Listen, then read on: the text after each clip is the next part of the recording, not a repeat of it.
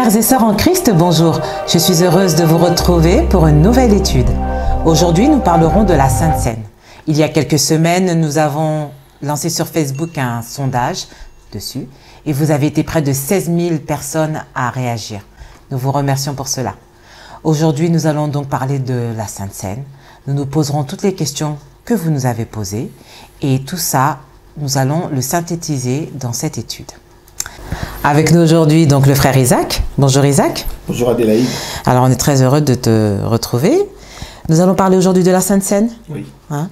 Nous allons reprendre les questions qui nous ont été posées par rapport à ce sondage, où on a été très heureux de voir que ça a beaucoup réagi par rapport à ce thème, qui nous réserve beaucoup de surprises.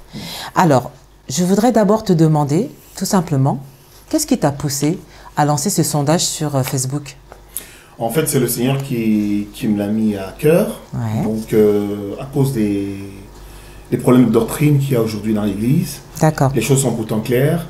Et on se rend compte que depuis quasiment le 2e siècle, après Jésus-Christ, on a des faux enseignements qui sont dans beaucoup d'églises. Et on se rend compte qu'il y a des pasteurs qui se sont rendus compte qu'il y a des faux enseignements, qu'il y a une fausse doctrine qui est enseignée sur la Sainte Seine, mais qui n'ont pas le courage, tout simplement, donc de revenir sur le fondement de la parole de Dieu. Et aujourd'hui, on s'est rendu compte que l'alcool pose beaucoup de problèmes aux chrétiens d'aujourd'hui, surtout les chrétiens francophones, parce que chez les chrétiens anglophones, c'est-à-dire que les États-Unis, ainsi de suite, de l'Angleterre, il n'y a pas un problème. Par rapport à la Sainte Seine, bien sûr. Voilà, il n'y a pas un problème sur la Sainte Seine, sur la consommation du vin. Voilà, tout simplement. Alors justement, avant de rentrer dans le vif du sujet, peux-tu nous dire ce qu'est le vin et la façon dont on en parle dans la Bible?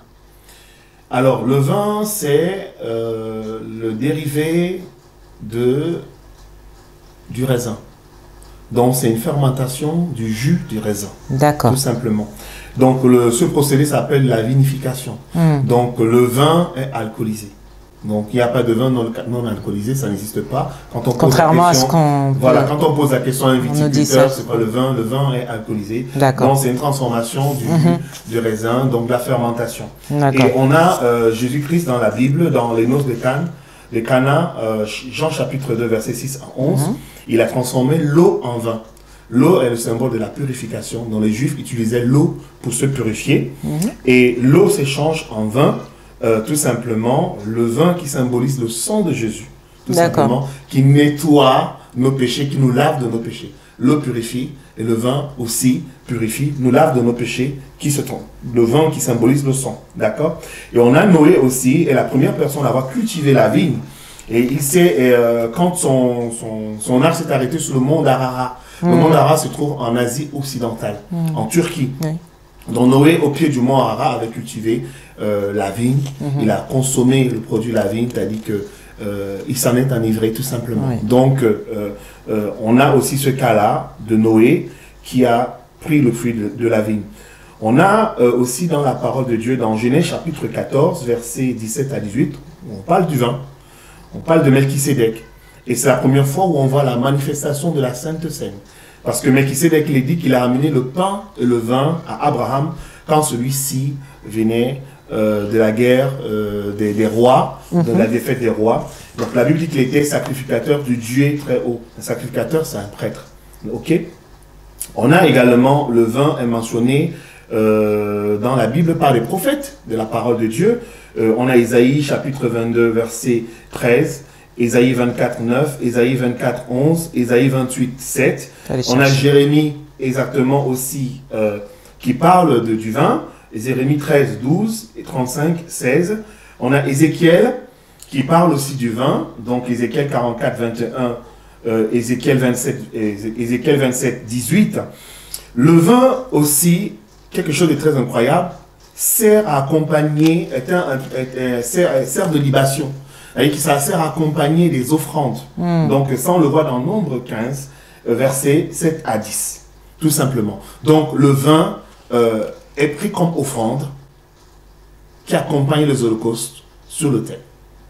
D'accord. Alors, revenons un petit peu plus. Je voudrais que tu nous donnes les éléments, mais clairs, parce que tu as commencé déjà à nous en parler, pour convaincre nos frères et sœurs qui nous regardent, ceux qui nous ont aussi répondu au sondage, que la Bible parle bien du vin. Alors, on a un passage dans Ésaïe chapitre 16, verset 10. Le vin, comme j'ai dit tout à l'heure, ça vient du produit de la vigne, donc du raisin.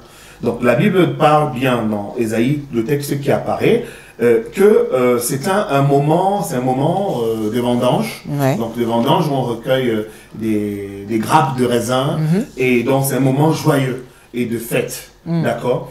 Et en Israël, les vendanges commencent au mois de septembre et se terminent vers mi-octobre, d'accord? Voici par exemple comment se faisait en ce temps-là le procédé de transformation du jus de raisin, c'est-à-dire que on transformait le vin, le jus de raisin en vin. Donc on recueille les grappes, on les met dans un pressoir, comme on voit les images, voilà, du pressoir. On recueille en premier temps ce qu'on appelle le mou ou le tiroc. C'est la première chose, c'est-à-dire quand on presse le raisin, c'est ça. Et quand on filtre ce produit, on recueille ce qu'on appelle du jus des raisins, filtré.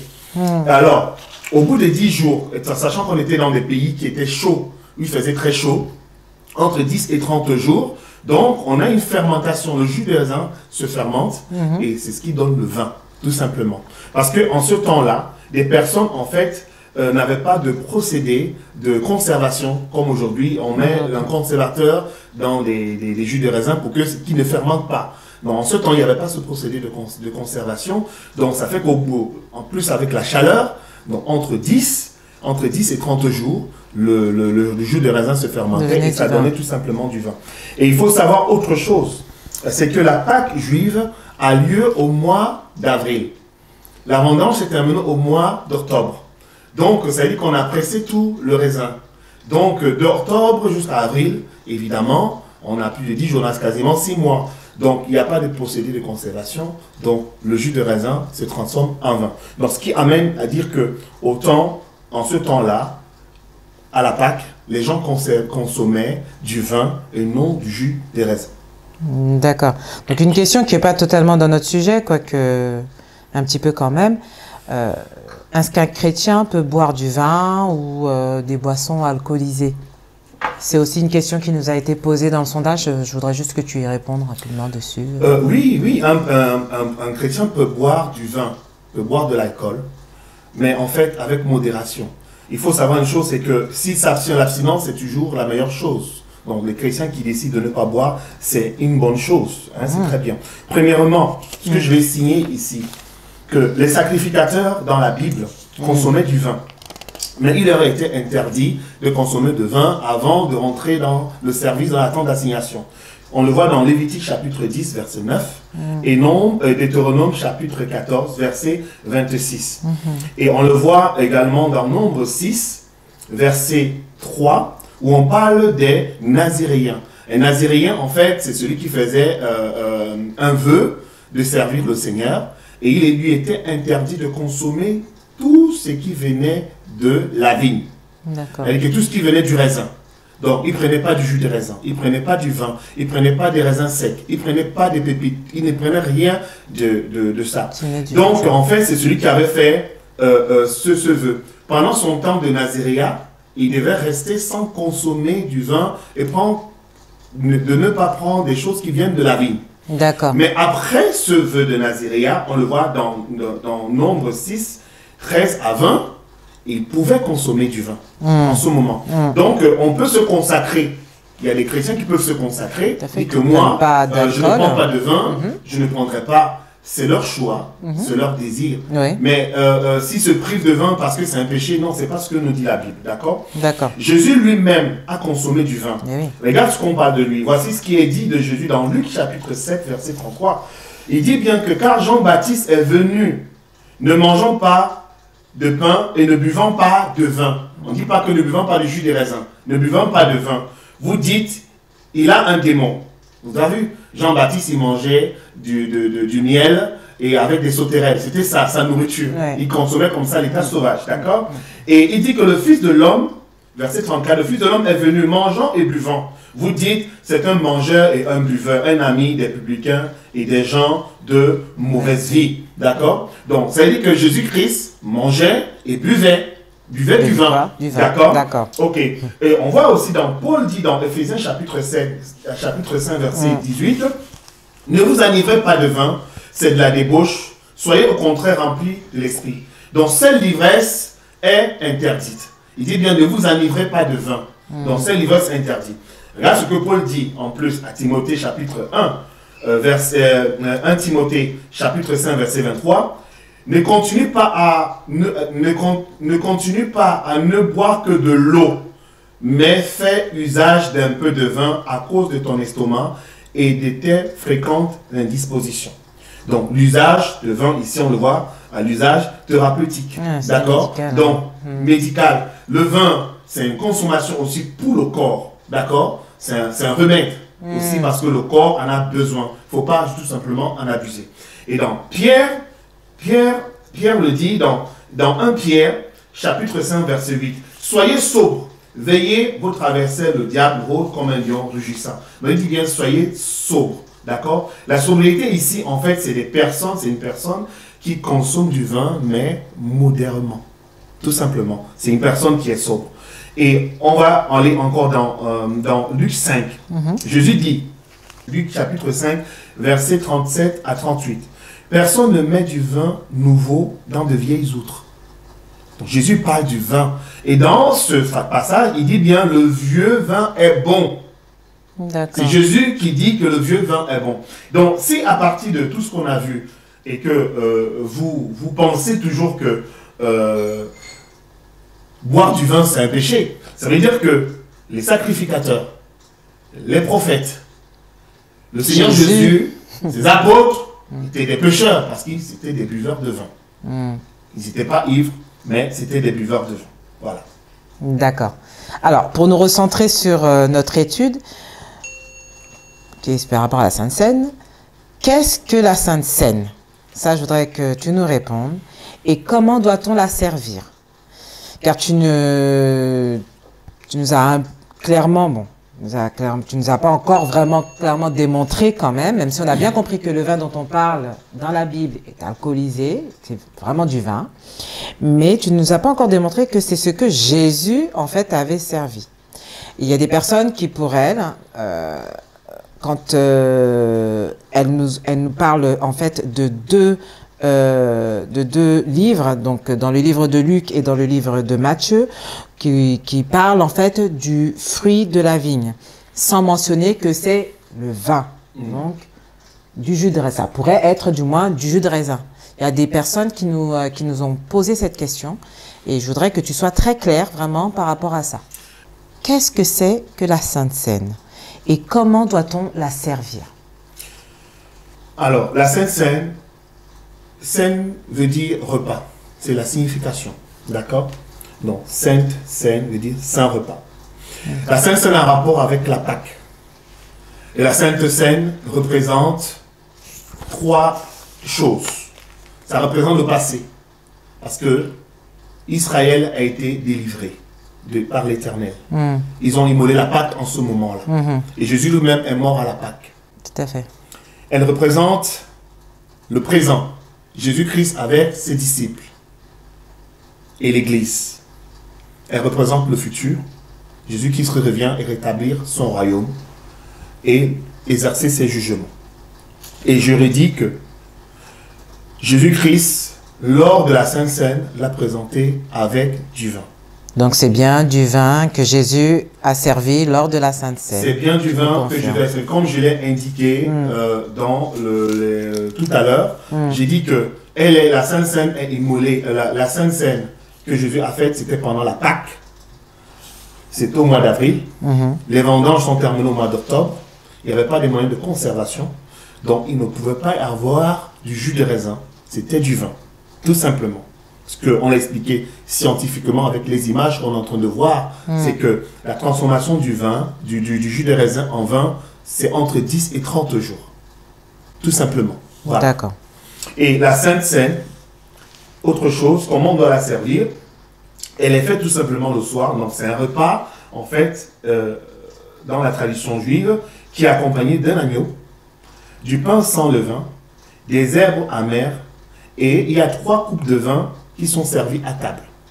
D'accord. Donc, ces 3 coupes de vin. Il y a la coupe de la bénédiction. On l'a dans Luc 22, 17. Dieu bénit Israël qui est sorti de l'Égypte. On a la coupe de la nouvelle alliance. Luc 22, 20.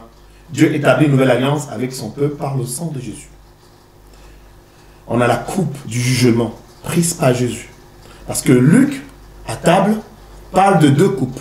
Il y a une première qu'on prend, que Jésus a prise au départ avec ses disciples. La deuxième, il n'a pas pris cette coupe. D'accord, il a distribué.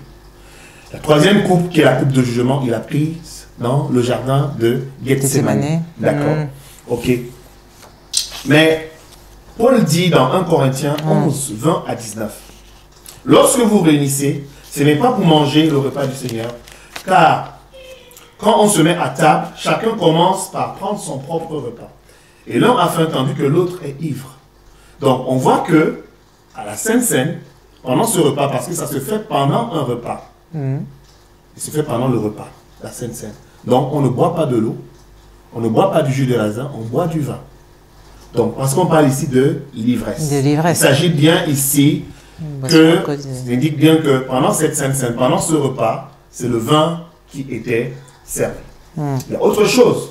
Si ce que je vais les dire, les chrétiens persistent à croire que c'est du jus de raisin, s'ils persistent à croire que c'est du jus de raisin, la Bible nous parle, nous donne le contenu de l'une des coupes qui s'appelle la coupe de jugement.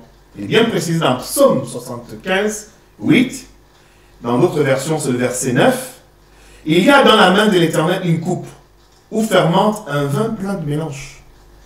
Dans la coupe, c'est le vin. Il en verse tous les méchants de la terre, sucent et boivent jusqu'à la lie. Jérémie 25 parle aussi de cette coupe. Jérémie 25, 15. Car ainsi m'a parlé l'Éternel, le Dieu d'Israël, prends de ma main cette coupe remplie du vin de ma colère et fais-la boire à toutes les nations vers laquelle je t'enverrai. Le vin de la colère. Et dans la tradition juive, quand on sert les 3 coupes, la 3e coupe est versée, elle n'est pas bue. D'accord. D'accord? C'est la coupe de la malédiction. Elle est versée. Or, pendant la Sainte Seine, Jésus a pris la première coupe, qui est la coupe de bénédiction. La deuxième coupe, c'est la coupe de la nouvelle alliance, distribuée, si celle-ci est à mon sang, c'est la coupe de la nouvelle alliance à mon sang. La 3e coupe, c'est celle qu'il a prise au jardin de Gethsémani. Il dit bien, Seigneur, si cela est possible, éloigne de moi ces coupes. D'accord? Donc, il a bu cette coupe à notre place. Or, toutes les personnes qui vont rejeter le Seigneur boiront la coupe de la colère de Dieu. Donc, la première coupe est la coupe de bénédiction prise par Jésus pendant le repas, ce que je viens de dire. La deuxième coupe est la coupe de la nouvelle alliance qu'on trouve dans Luc 22, 20. Et la 3e coupe est la coupe de la malédiction qu'on trouve dans Luc 22, 41 à 42. Ok? C'est bien ce qui est écrit dans ce texte qui est affiché. Conclusion. Conclusion, je vais dire une chose. Il y a des pratiques qui se passent dans l'église. La Sainte Seine ne se prend pas avec du jus de raisin. Ça se prend avec du vin. La Sainte Seine ne se prend pas avec de l'eau. Parce qu'il y en avait certains qui prennent avec de l'eau. La Sainte Seine ne se prend pas avec du sirop de grenadine. La Sainte Seine ne se prend pas avec la bière. Parce que dans certains pays, comme en Europe, il y a certains pays en Europe où on prend la Sainte Seine avec la bière. Même en Afrique, on prend la Sainte Seine. Certains s'amusent à prendre la Sainte Seine avec la bière. C'est vraiment terrible. Et autre chose, mes amis, pour vous dire comment Dieu tient au vin, pas l'ivresse, mais au vin, il est interdit de couper le vin avec de l'eau. Parce qu'il y en a certains, par exemple, pour prendre la Sainte Seine, ils vont couper le vin avec de l'eau. C'est interdit, on le lit dans Ésaïe 1, verset 22. Il dit, ton vin a été coupé d'eau. Donc la Sainte Seine doit se boire avec du vin, le vin à l'état pur. D'accord. Et justement, tu nous parlais des coupes, justement, dans lesquelles les vins sont versés. Qu'est-ce que tu penses des petits gobelets qui sont servis lors de la Sainte Seine? Parce que Alors, sur ces petits gobelets qu'on va apparaître sur l'écran, il n'y a pas de contre-indication. Il n'y a pas de contre-indication sur les gobelets. Parce que le plus important, en fait, ce qui est mis dans ces petits gobelets, c'est le vin, qui symbolise le sang de Jésus. Donc, c'est le même vin. D'accord.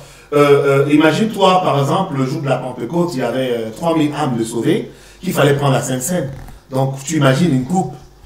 On ne terminerait pas, on passerait des jours. D'accord. Donc, déjà, premièrement, la Bible n'interdit pas, la Bible ne donne pas d'interdiction. Il n'y a pas de contre-indication par rapport à cela. C'est exactement la même chose. Par contre, les petits gobelets sont arrivés, c'est par rapport au problème d'hygiène.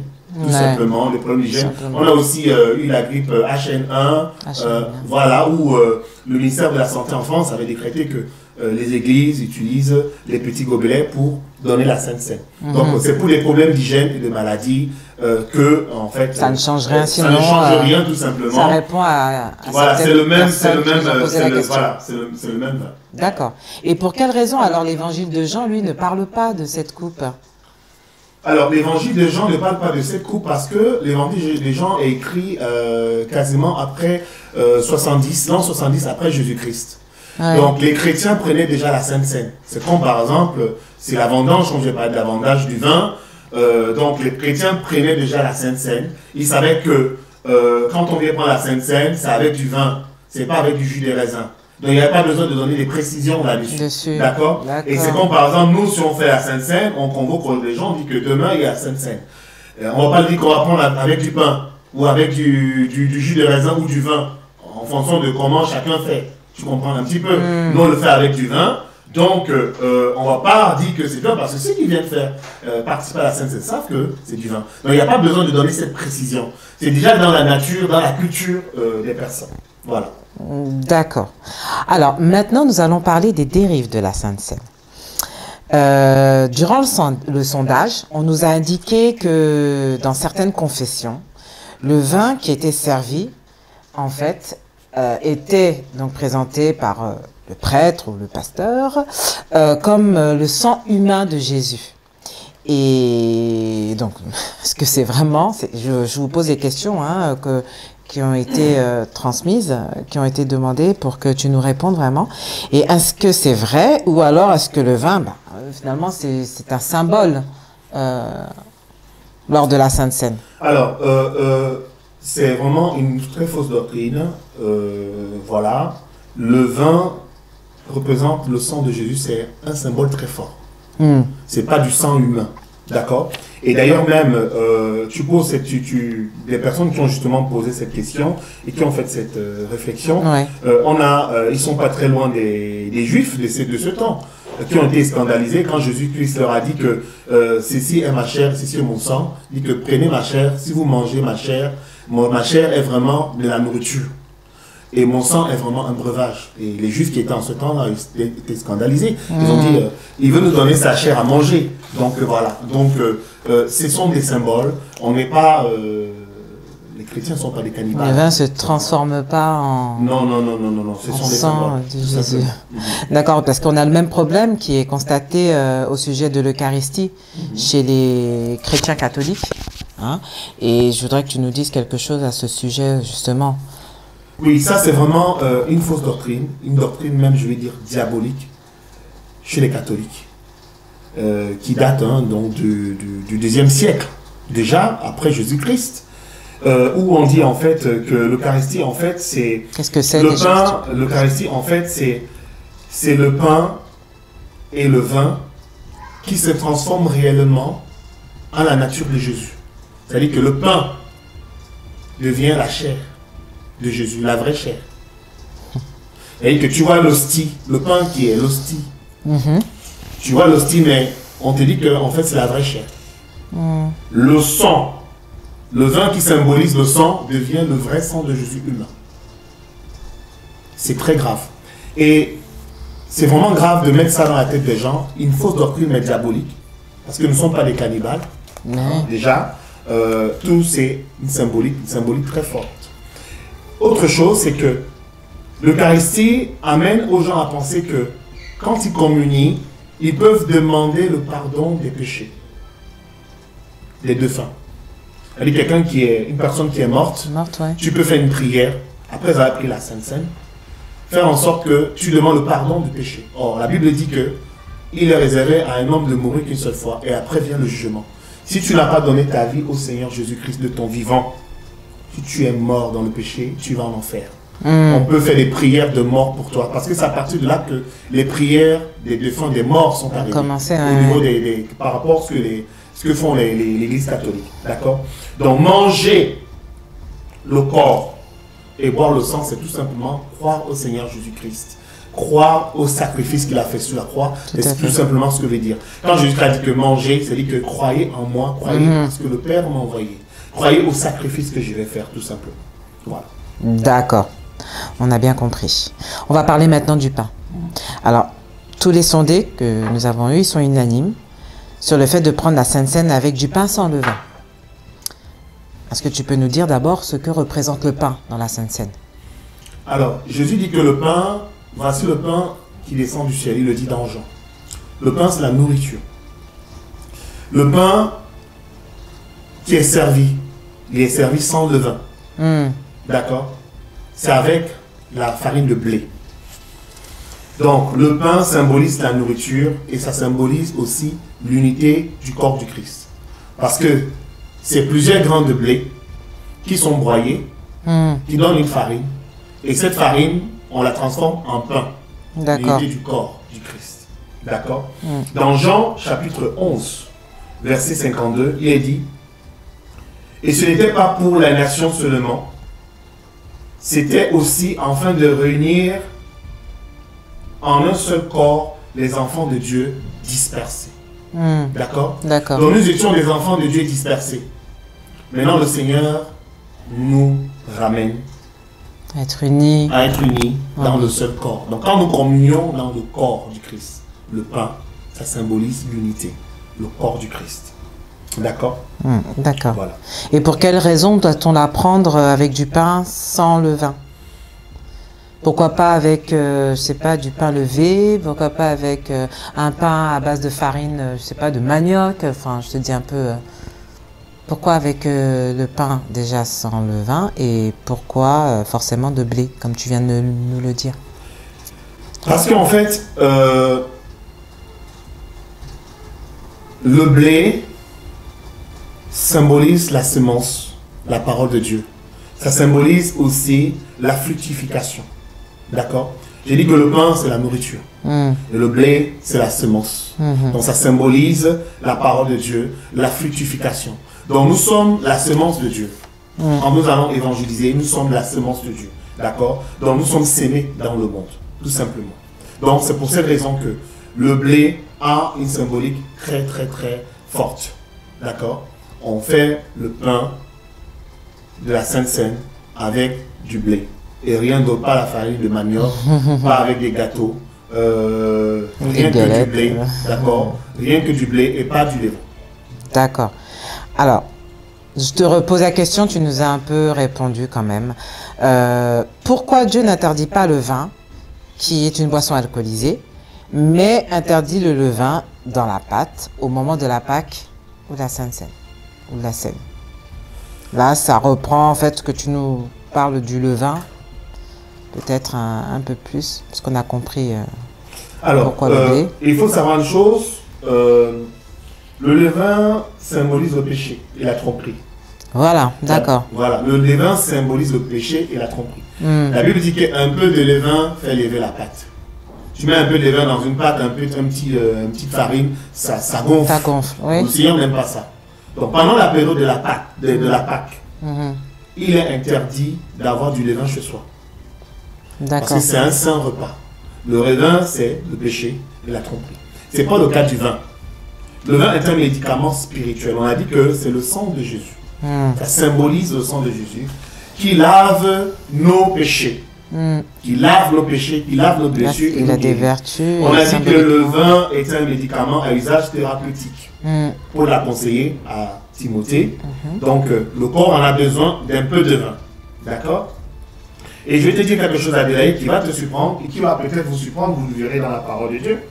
Dieu protège le vin et l'huile. Dieu protège le vin, Adélaïde. Apocalypse chapitre 6, verset 6, il est écrit: J'ai entendu au milieu des 4 êtres vivants une voix qui disait: une mesure de blé pour un denier et 3 mesures d'orge pour un denier. Mais ne faites point de mal à l'huile et au vin. Ça, c'est pendant les moments des grandes tribulations qui vont précéder les grandes tribulations. Ne touchez pas le vin. Ne touchez pas l'huile. D'accord? Donc, le Seigneur, ici, protège le vin, qui est une symbolique du sang de Jésus. D'accord. À quel moment et à quelle fréquence doit se célébrer la Sainte Seine? Alors, à quel moment, à quelle fréquence? Oui. Alors, la Sainte Seine, en fait, c'est... Elle se célèbre quand? En fait, elle se célèbre le soir. Oui. D'accord? Parce que selon Luc 22, 17 à 42, on voit qu'elle se célèbre le soir.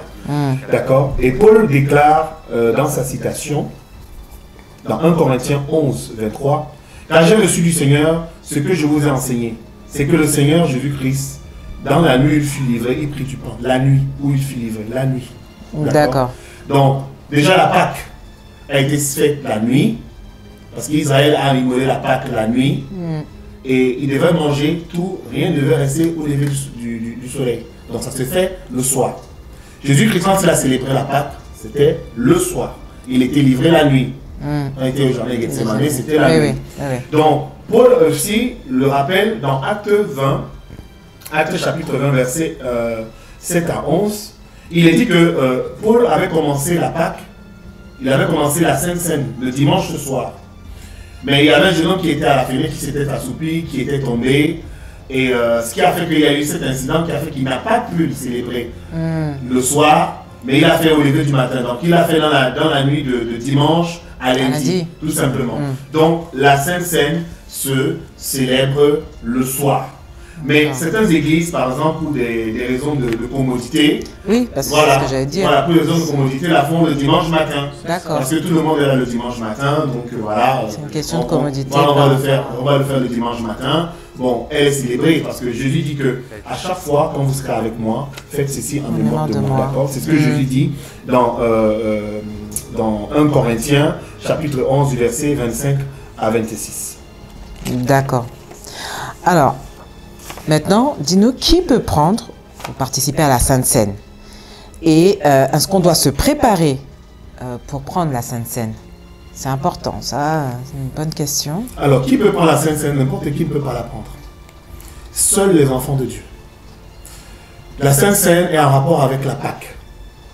Elle a été faite, Jésus l'a faite au moment de la Pâque. Il était avec ses disciples, ceux qui l'ont reçu. D'accord. Donc, dans Exode chapitre 12, il est écrit que, sauf ceux qui sont les enfants de Dieu, qui font partie de l'assemblée de Dieu, peuvent prendre. C'est ceux qui peuvent prendre la Sainte Seine. Parce que la Sainte Seine, c'est un saint repas. Il est dit qu'un étranger ne mangera pas. Un étranger, c'est qui? C'est celui qui ne connaît pas Dieu. C'est celui qui n'a pas accepté le Seigneur Jésus-Christ comme son sauveur personnel et maître. Ça, c'est un étranger. Il ne doit pas prendre la Sainte Seine. D'accord? Donc, seuls les baptisés, ceux qui sont baptisés par immersion, peuvent prendre la Sainte Seine. En dehors de sa personne. Donc, 1 Corinthiens, chapitre 11, verset 28 à 29 dit que chacun doit se prouver. Donc, pour prendre la Sainte Seine, il faut se préparer. Il faut se préparer, oui, d'accord. D'accord? Parce que Paul dit que celui qui prend la Sainte Seine sans discerner le corps du Christ et mange et boit un jugement contre lui-même. D'accord? Donc, si tu prends la Sainte Seine sans discerner le corps du Christ, sans connaître la portée, le sacrifice que Jésus-Christ a fait, tu as un problème avec ton voisin, tu as des problèmes, tu n'aimes pas quelqu'un, tu as la haine dans ton cœur, tu peux pas prendre la Sainte Seine. D'accord. Voilà, donc tu as tu vis dans le péché et tu continues à vivre dans le péché, tu ne peux pas prendre la Sainte Seine. D'accord? C'est interdit. Donc tu dois mener une vie de sanctification pour prendre la Sainte Seine. Parce que c'est ceux qui rentrent dans l'assemblée de Dieu, qui sont amis avec Dieu, qui sont des enfants de Dieu. Un bébé ne peut pas prendre la Sainte Seine, ou un enfant, parce qu'un bébé n'a pas encore de notion de discerner. Comment est-ce qu'il peut discerner ce qui est bien, ce qui est mal? Un enfant non plus ne peut pas. D'accord? Donc il faut être majeur, il faut déjà être quelqu'un de conscient, être capable de discerner. Donc déjà, ce que c'est que le bien, parce qu'il faut s'éprouver, dire est-ce que je suis dans une situation où je peux prendre la Sainte Seine? Un enfant qui est un enfant rebelle, qui sait déjà que je fais pas des bonnes choses, qui a déjà la portée du péché, peut dire que je suis baptisé, est-ce que je peux prendre le corps? Est-ce que je peux prendre la Sainte Seine? D'accord? Donc c'est ça. Donc pourquoi? Parce qu'on ne peut pas donner. Dans Romains 14, 12 dit, ainsi chacun de nous rendra compte à Dieu de lui-même. Dans les églises catholiques, c'est vraiment un blasphème de donner la Sainte Seine à des bébés. Soi-disant parce qu'ils ont des parrains. Parce que c'est les parrains qui répondent à leur place. Non. Un parrain adulte ne peut pas répondre à la place d'un bébé. D'accord? Un bébé, c'est une personne à part entière, c'est un être humain qui a une identité, mais qui n'est pas une personne consciente, donc qui doit attendre de grandir avant d'accepter le Seigneur Jésus-Christ dans sa vie et maintenant prendre la Sainte Seine. Alors, une dernière question. Que réponds-tu aux personnes qui disent que le plus important n'est pas de savoir si la Sainte Seine se prend avec du jus de fruits, enfin du jus de raisin ou du vin, mais c'est de croire au Seigneur Jésus-Christ et en son sacrifice. Qu'est-ce que tu réponds à ces personnes-là?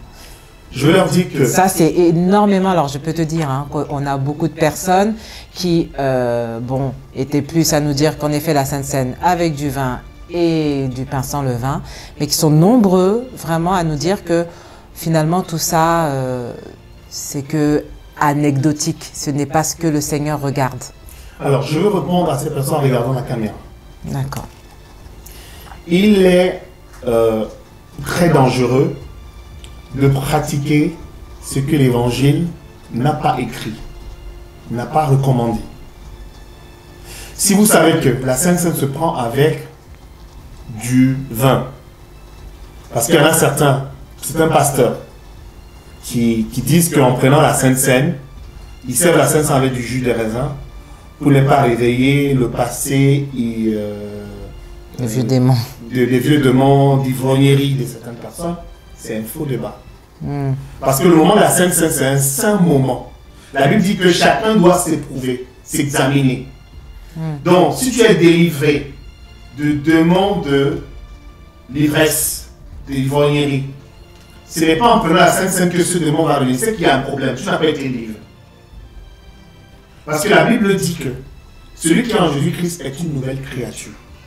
Les choses anciennes sont passées. Voici, toutes choses sont devenues nouvelles. Donc, les pasteurs qui donnent la Sainte Seine avec du jus de raisin, il faut qu'ils la donnent avec du vin. Et si ils voient un de leurs membres tomber dans l'ivresse, c'est-à-dire qu'il n'est pas délivré.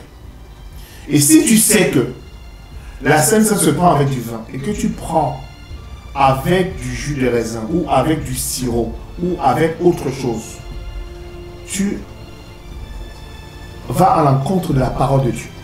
Voilà ce que la parole de Dieu dit dans 1 Corinthiens chapitre 4 verset 6.